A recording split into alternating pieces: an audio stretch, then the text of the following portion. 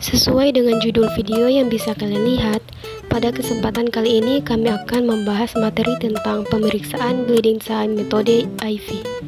Sebelum membahas materi lebih jauh, izinkan saya untuk memperkenalkan anggota dari kelompok 5. Yang pertama ada Rila Anggriani Misbah dengan NIM B1D1190009. Yang kedua ada Rohma Zulfirasilo dengan NIM B1D1190011. Yang ketiga ada Edison Lambert Dompeipen dengan NIM B1D1190013.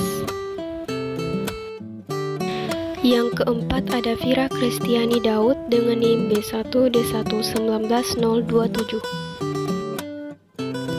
Yang kelima ada Susi Susanti dengan NIM B1D1190028. Dan yang keenam ada Waistri dengan NIM B1D1190030. Kita masuk pada tahapan pra-analitik, yaitu tahapan persiapan alat dan bahan. Adapun alat yang digunakan pada praktikum bleeding time metode IV, yaitu yang pertama ada stopwatch, yang kedua ada lancet, yang ketiga ada kertas saring, dan yang keempat ada sphygmomanometer.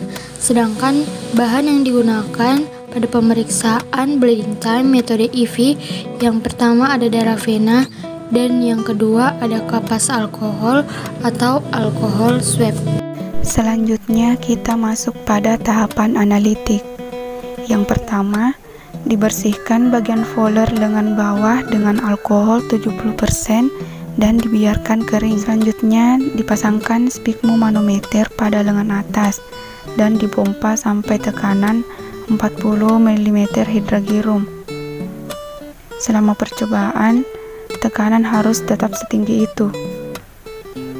Kemudian ditegangkan kulit lengan bawah dengan sebelah tangan dan ditusuk dengan lancet darah pada satu tempat kira-kira 3 jari di bawah lipatan siku sampai 3 mm dalamnya. Apabila terlihat darah mulai keluar, stopwatch mulai dijalankan.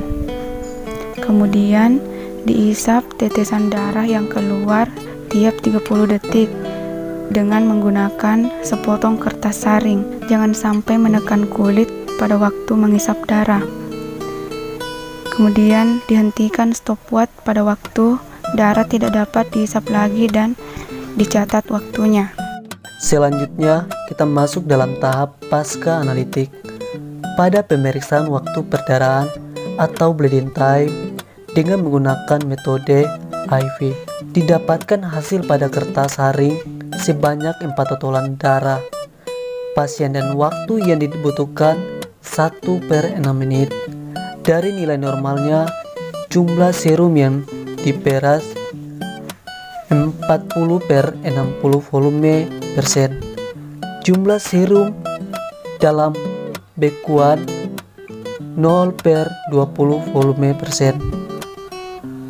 Jika dapat dikatakan hasil pemeriksaan yang didapatkan masih masuk kategori normal.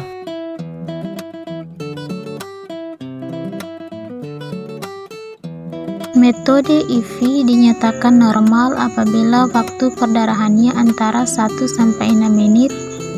Perdarahan yang berlangsung lebih dari 10 menit telah membuktikan adanya sesuatu kelainan dalam mekanisme hemostasis.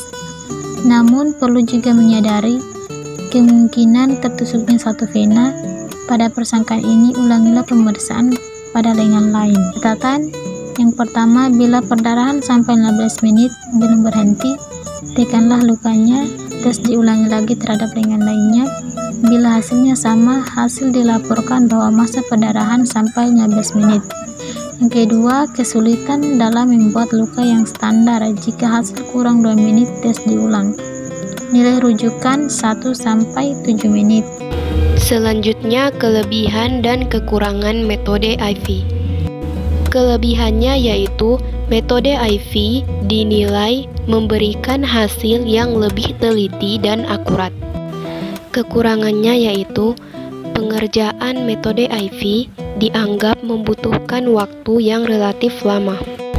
Selain itu, dari segi kenyamanan pasien, pasien akan merasa pegal saat proses pembendungan menggunakan metode IV.